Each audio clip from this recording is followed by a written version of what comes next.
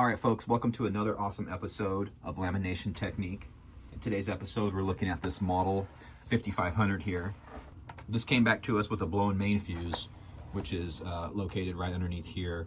I replaced the fuse and put it back in and plugged it in. It instantly blew the fuse again. So in today's episode, we're going to dig into this machine and find out exactly what's going on with it.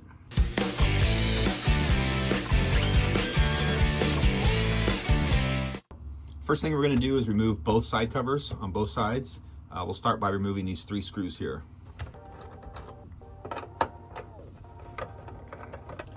If you guys have any questions or comments about this machine or any of the products, feel free to comment below. I'll try to get back to them as soon as I can. If you guys need any lamination product or any laminating machines like this one here, you can look at the links below in the description and go to OregonLaminations.com.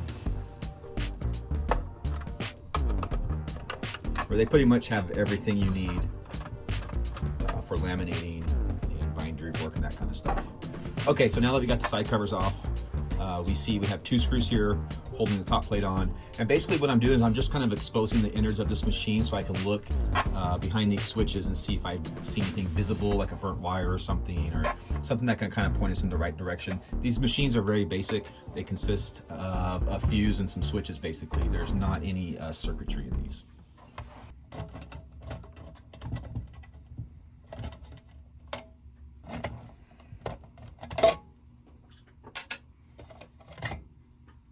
Now that we have the top plate off, we have the rollers exposed here, and you'll see here there's a spring running down here that keeps tension here on the rollers. We're going to remove this spring on both sides so we can flip this roller cassette or cartridge back over.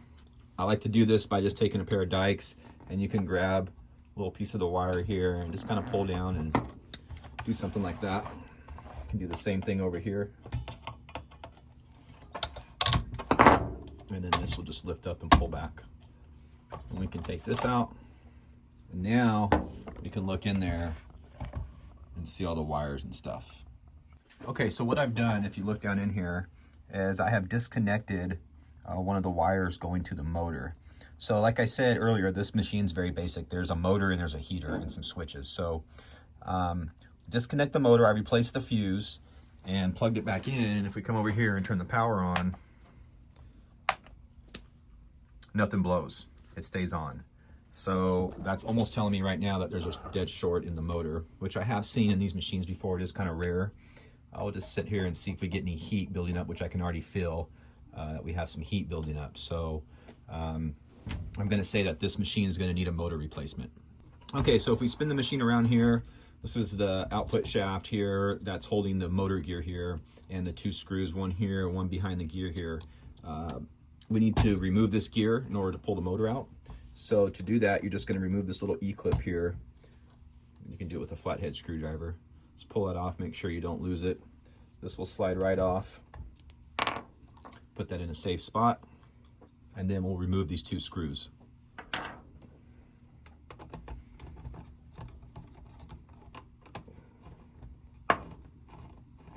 So now that the motor's loose, we need some access to get it out.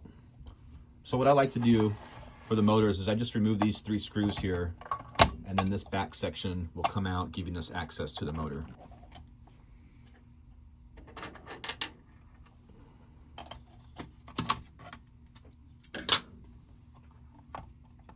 There's our motor.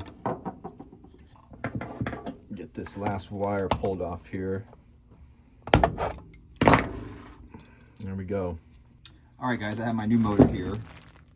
You guys can order these motors from Oregon Laminations. I'll post a link down below in the description. If you guys need one of these, you can get it right from them. It does come with, looks like the fan, a new fan, and a little foam block to help support it, whatnot. One thing we want to look at, guys, while we're looking at the motor here, and you guys can see this wrap. This is the coil windings or what have you. You can see how this looks on a new motor versus this one that we pulled out, and you can see how this one is actually melted here and it actually burned through the insulation here. So this is for sure the issue that we're having with this machine. This is causing a dead short, blowing the main fuse. And so yeah, let's get the new motor put in and take it for a test drive. All right, so the install is basically the same just reverse order. One thing that I am noticing is the wires are different. We had 2 little clips coming off our old motor. Now we have wires. So we're going to disconnect the wires coming off the switches here and just run these directly to the switches. And we're going to take and put our little foam pad. We're just going to stick it to the bottom of the motor here. Get a little sticky here. This will give the motor some extra support. Just push that on there good. Lower this back in there. Make sure your wires are clear.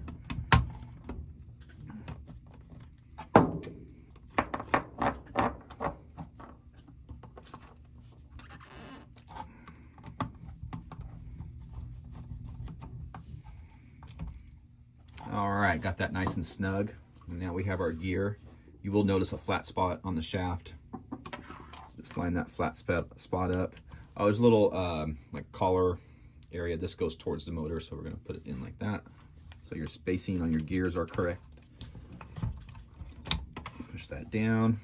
Now we can get this E-clip on, and just be careful when you get these things like to fly away sometimes.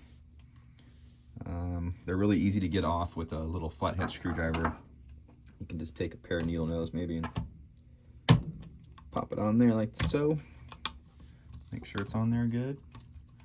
All right, now we just need to hook up the wires. Okay, so we'll just pull this little cassette back. I got the bottom rollers already removed.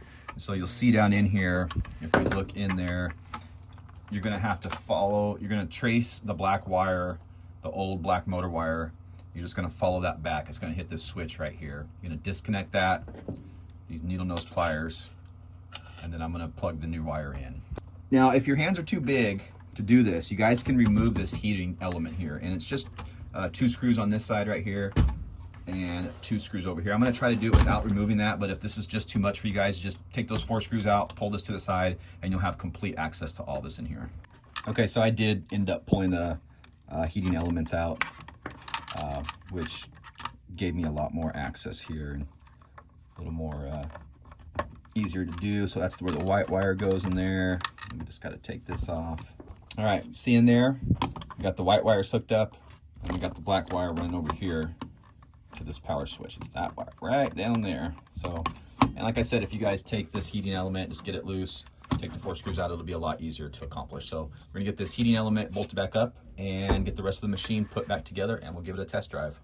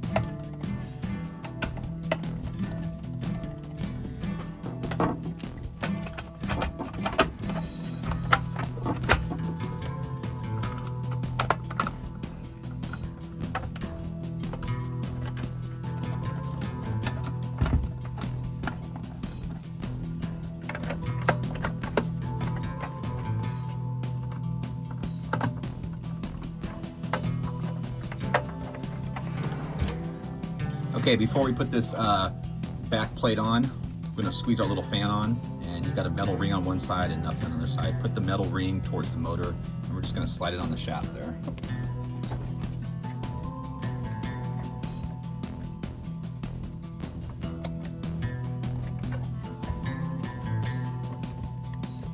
And that's it.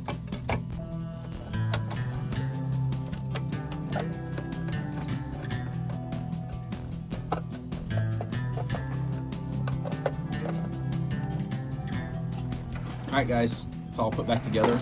I'm gonna plug it in and let it heat up. All right, it's running. and no fuses are blowing. All right, guys, we are all heated up. Got my little test sheet here. Put it in our carrier.